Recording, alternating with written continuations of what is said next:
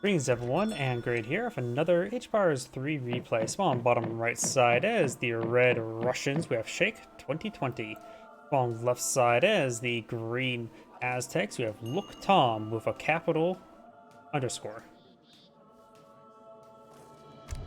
The Russian player has not selected deck just yet, and the Aztec has not selected deck either. We do have some natives on the map. We do got the Klamath settlement, which I'm not familiar with. The Klamath Rifleman gives you wide range of trades, can pick up treasure, slowly gather from all natural resources except for mines and huntable animals. So it can't collect from huntables. But in theory, it should be able to collect up from berries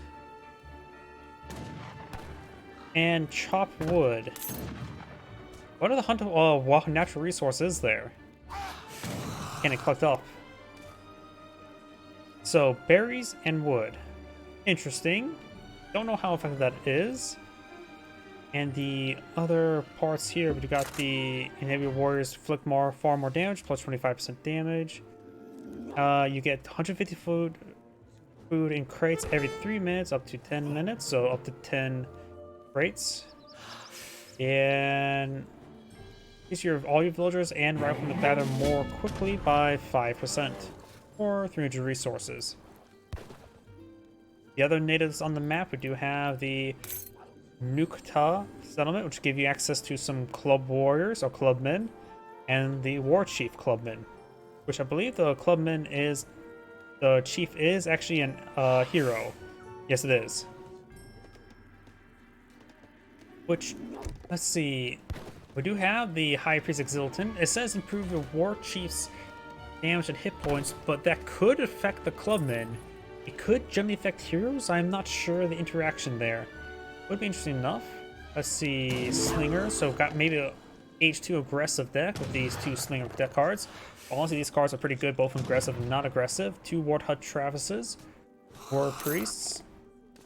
Got the Kyurna Temple, the Slinger Temple, very nice. Igorona Knight Temple. Not really a big fan of Igorona Knights, but a lot of people do like them. And of course, we got the Skull Knight Temple, and I'm just biased towards Skull Knights. I love Skull Knights. And for the Russians, we do have the Kamacha Expeditions, which will give you increased hit points and line of sight for your cavalry. Not bad. Wood Trickle, which you already gone for. Chelsea, Porshix, Noodle Regiment, so we're going to maybe see a Chelsea Porshik composition. Does have access to the Reformist Czar. Let's see, what else is there? We do also have the Polk. Porshik's increase, hit points increase, and gains more hit points from nearby units, so it gets increased hit points and a horde effect. So, Sylvinia, I don't know how to pronounce that, like I do with any other name. Increases the melee damage of cavalry archers and Shillets and Porchiks. Cavalry archers get plus 5 and damage and plus 1 AoE. So these guys become cheap, what's it called? Cuirassiers. That's interesting. Never realized that point. Also gives Shillets a bit of melee damage. If your Shillets of melee, something either gone really right or really wrong. Or really, no, that's not how you just say that. I say something really gone wrong and something really gone right. And Porshik's increased hand damage. Since they're already melee unit, that's pretty good for them. Got the heavy cannons and factories. So we got Shrillet, Porshik, and maybe cavalry archers. Because he does also have this here. So he does have some cavalry idea. Plus he does have this. Interesting. Reaching up to the quartermaster. Do now have the elder. Local kitty cat being put on down. Does get the War Hut Travis, which does go right well with the War Hut Travises, so your War Huts are healthier, have more damage, and you can get 3 of them out pretty quickly. But he's going for some slingers.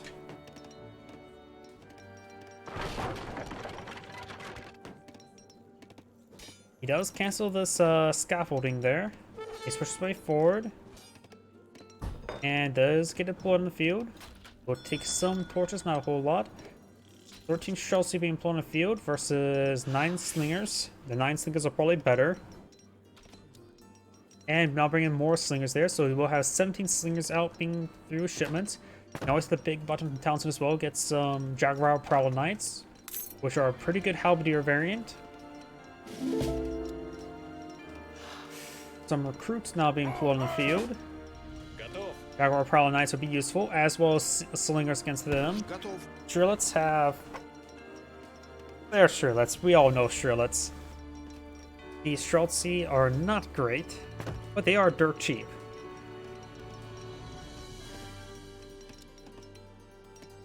We do also got some Puma Spearmen being put on field, and does go for the big Aztec Jaguar Prowler Knight big button, so we get 4 Jaguar Prowler Knights, which have good siege damage, a good damage in general, but you can only get 4 of them this age. You need to make sure the War Chief stays around here. God of Sun. That is definitely a shorter name for the actual name for that. Was it Quetzalcoatl?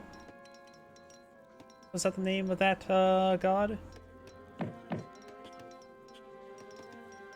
More Puma Spearmen being put on the field. Puma Spearmen offer a great siege damage 41. We do have 2 blockhouses here for defense, which is going to be important. Recruits, one of them does go down, and with the War Chief around, he does get the nice experience aura. The War Chief is classified as neither heavy nor light, so Streltsy will only do 1 or do the basic damage against him. We also got some Cossacks in the field. A cheap Hussar. Hussar. Which he does have a handful of Dragon Prowler Knights help deal with them. He did lose all... Oh, no, he does a handful of Puma Spearmen. Coyotes being put on the field, which should be decent enough versus the Streltsy. More recruits. And now bring a shipment of Coyotes as well. The Aztec has an army, pretty sizable army. We've got 56 units versus 63. Of course, cheaper quality. Oh, did he manage to get it uploaded? Puma Spearman push away forward, gain some damage. Blockhouse now under siege. He's going to bring in a string of Cossacks, which we use against the slingers. And my apologies. We now have the blockhouse under fire.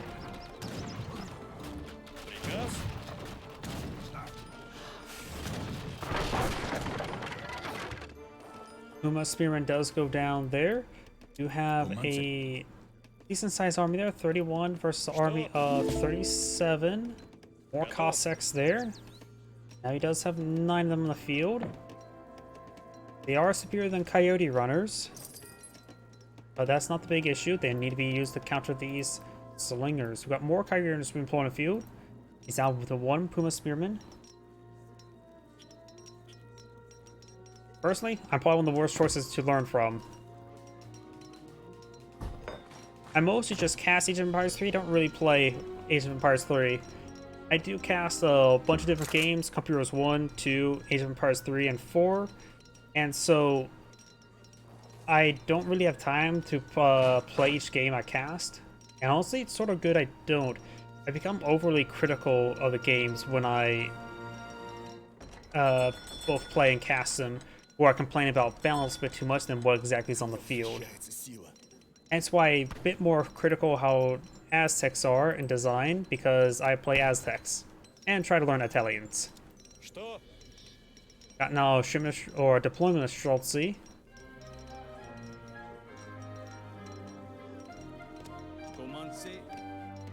You see the Coyote tactics, improving the speed and hit points of his Coyote Runners. As of course making them a bit more durable.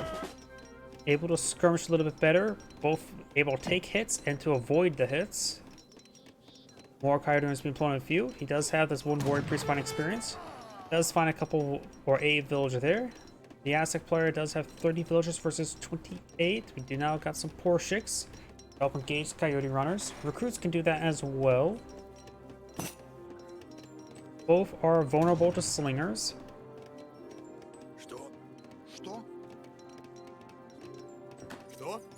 More coyotes been deployed on the field.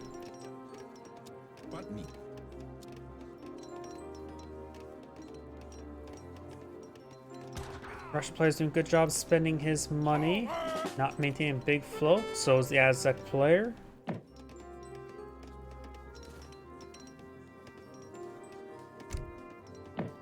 He almost has deployed every single card here. Next up, he probably should either for the Warrior Priest or for the coin. Don't think ×2 War Hut Travis would be useful. Right now, he simply doesn't need extra War Huts for production. They'll also make it harder to siege them down. Who has a sizable army here? Pirates advancing. Does get the villagers inside the town center. Pirates taking some attrition. Big volley there. When the coyotes do go down, more coyotes here. Aztec players backing on off. There's just a large amount of Russians here. Both factions are good at spamming out, that's for sure. Paladins trying to push way forward. Schultz here in front, so the Paladins will do just fine against them. Obviously, a whole lot of Puma Spear engage the Cossacks, but Paladins are engage them on equal footing. Now got the Jaguar Prowler Knights ripping through them, getting quite vetted, and they will, once they get to the Cossacks, they will start hitting the recruits. Couple of the Jaguar, only one Jaguar Prowler Knight. No, a good number of them still alive, getting quite fitted, but they're in staggered formation there, so they're taking a lot of extra abuse. Slingers firing away, more slingers over here. The Aztec has lost most of his front line. Couple coyotes remain. Now just slingers, but the Russian player cannot really advance. His army is actually, I would say, inferior to the Aztec army, but they're still roughly equal. Bloody fight for both sides. Neither side won, neither side lost. Technically, really both sides lost. You now have the fertility dance activated. Get a bit of faster production speed. Does have 3 here. Has a couple villagers there on the plaza. More Puma Spearmen. It may be a good idea to send the Puma Spearmen down south, so when the next engagement happens, Puma Spearmen can try to torch some stuff down. They do offer excellent torch damage. In comparison, pikemen have about 32 siege damage, if I remember correctly. Puma Spearmen have a staggering 41.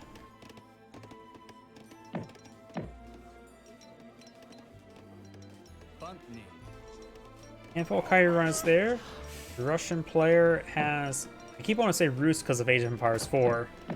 The Russian player is... Most of his guys are back at home. He is taking time to collect up berries. He can't push on the map to collect up the local fauna. So that means his food economy is worse off because unable to hunt.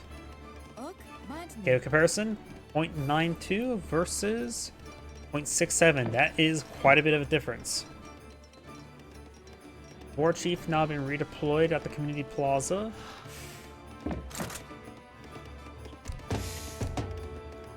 And now the War Chief's deployed on the field.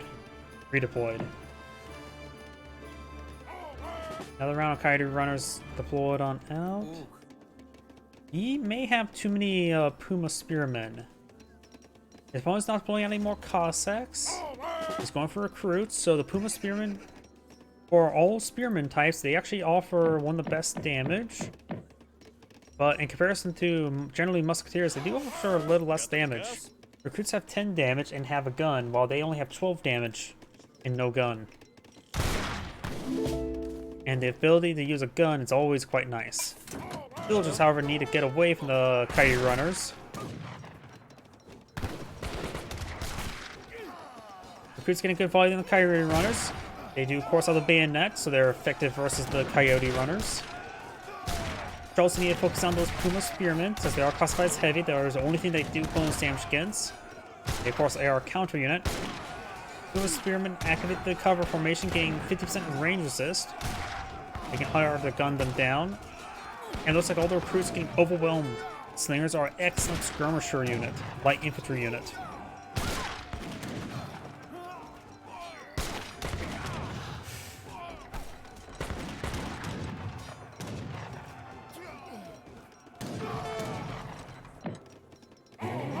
And now the Aztecs going to be sort of torched down some more of his infrastructure. He has another blockhouse over here.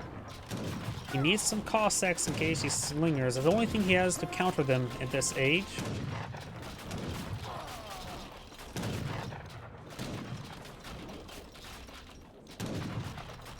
Slingers are a pretty good counter unit. It may not seem like much, having 8 damage, but they have the 1.5 attack speed, which means they have twice the attack speed as crossbowmen and these musketeers. And all the musketeer variants. So effectively, you want to compare them to any sort of other skirmisher or any other heavy infantry like musketeers or, in this case, recruits. Just times their damage by 2. Got +1 damage from something. Not from what though. Either way, effectively they have 9 or 18 damage with the times 2 multipliers, so they would do up what, 36 damage per attack against a recruit.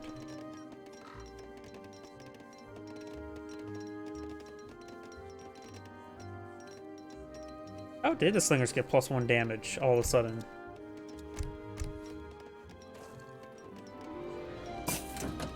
He's not age 3, so they're not the, was it champion or whatever the veteran research is called again. Maybe I'm just going crazy. Villagers very exposed, getting overrun by the Kaiju runners. He's out of berries, so he's out of food. So the Russian player has no way to feed his growing army people. And all these villagers going down. Ugh, I think he's just... He is throwing away all these villagers, isn't he? Down to 30 villagers versus 45. Villagers do offer good melee damage, but you don't really want to rely on that. Another blockhouse going on up.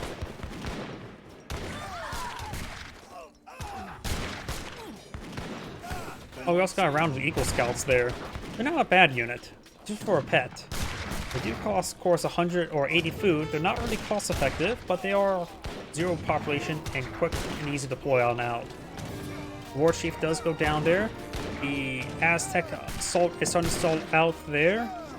He does have 46 villagers versus 20, so he has not to win this fight. The Russian player is down half his population. He's out of food on his side of the map. He has 0 villagers collecting food. He has 7 villagers idle inside the blockhouse. He's dead in the water. Well, the water's over here, but he's not dead into it. And it looks like Blue does cast in GG. This is Grade saying, thanks for watching, and on to the next replay.